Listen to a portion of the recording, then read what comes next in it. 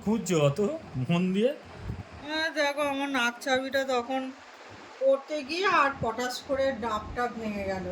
কি ভাগ্যিস বাইরে পড়েনি। তোমার আমি মাথা শ্যাম্পু করতে গেছি, দেখছি যে নাক চাবিটা ভেঙে গেছে। তো আবার এবার এইটা পড়েছি। এক জিনিস বারবার ধরে পড়লে ওটা কি হবে, ভাঙবে না তো? পাল্টে পুল্টে পড়তে পারতে ওরকমভাবে। পাল্টে পুল্টে এখন আর সময় হয় না, কি পাল্টে পুল্টে পড়বো। তাহলে অত জিনিস করো কেন? হ্যাঁ, আজ এটা কাল সেটা, এই এক জিনিস নিয়েই টানাটানি করবে, আর নাম কি না এটা করব ওটা করব, আর করে ফেলে রেখে দেবে। এটা আর কোনো মানে হয় না। এগুলো করে রাখলাম, বৌমাদের তো কাজে লাগবে। আমি তো কাটাল, এবার বৌমা এই কানেরটা এইটা নিজে পড়তে পারি না, ঘাটের মরা। সে আবার কোচির বা বৌদির কাছে যেতে হবে পড়তে। ওই এটা পড়ি না, ওই রিংগুলোই গলিয়ে চলে যায়।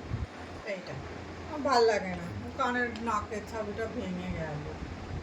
ফেলে দাও ডাস্টবিনে, ভেঙে গেছে আর কি করবে। হ্যাঁ, ওইটাকে পাল্টে দেখো, এই যে এডি সেই এটা এনেছিলে না, পাথরটা,